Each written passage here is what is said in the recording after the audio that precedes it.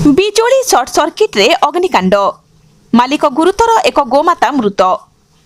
ଅନୁଗୁଳ ଜିଲ୍ଲା ବଅଁରପାଳ ପଞ୍ଚାୟତ ନରେନ୍ଦ୍ରପୁର ଗ୍ରାମରେ ଅଗ୍ନିକାଣ୍ଡରେ ଜଣେ ଗୁରୁତର। ସୂଚନା ଯେ ଗତକାଲି ବିଳମ୍ବିତ ରାତି 10:45 ବେଳେ ବଅଁରପାଳ ପଞ୍ଚାୟତର ନରେନ୍ଦ୍ରପୁର ଗ୍ରାମର ମଦନ ଗଣନାୟକଙ୍କ ପୁଅ ନନ୍ଦକିଶୋର ଗଣନାୟକ ବୟସ 58 ଘର ପାଖରେ ଗୁହାଳଟିଏ କରିଥିଲେ। ସେହି ଗୁହାଳ ଭିତରେ ପ୍ରତ୍ୟେକ ଦିନ ପରି ଗତକାଲି ବି 4 ଗୋଟି ଗାଈ ରଖି ଶୋଇବାକୁ ଯାଇଥିଲେ। ଠିକ୍ ରାତ୍ର 10:45 ବେଳେ ବିଜୁଳି ସର୍ଟ ସର୍କିଟ୍ ଯୋଗୁଁ ଅଗ୍ନିକାଣ୍ଡ ଗୁହାଳରେ ଘଟିଥିଲା। ନନ୍ଦକିଶୋର ଜାଣିପାରି ସଙ୍ଗେ ସଙ୍ଗେ ଗାଈଗୁଡ଼ିକୁ ଖୋଲିଦେବା ପାଇଁ ଯାଇଥିଲେ ଏବଂ 4ଟିରୁ 3ଟି ଖୋଲି ଦେଇଥିଲେ, କିନ୍ତୁ ଅନ୍ୟ ଗାଈଟି ଖୋଲିବା ବେଳେ ନନ୍ଦ ଅଗ୍ନି ସଂସ୍ପର୍ଶରେ ପୋଡ଼ି ହୋଇଯାଇଥିଲେ। ପରିବାର ଲୋକେ ସଙ୍ଗେ ସଙ୍ଗେ ନନ୍ଦଙ୍କୁ ଜିଲ୍ଲା ମୁଖ୍ୟ ଚିକିତ୍ସାଳୟରେ ଭର୍ତ୍ତି କରିଥିଲେ। ଗୋଟିଏ ଗାଈର ମୃତ୍ୟୁ ହୋଇଥିବା ବେଳେ ଅନ୍ୟ ଗାଈଗୁଡ଼ିକ ସାମାନ୍ୟ ଆହତ ହୋଇଛନ୍ତି।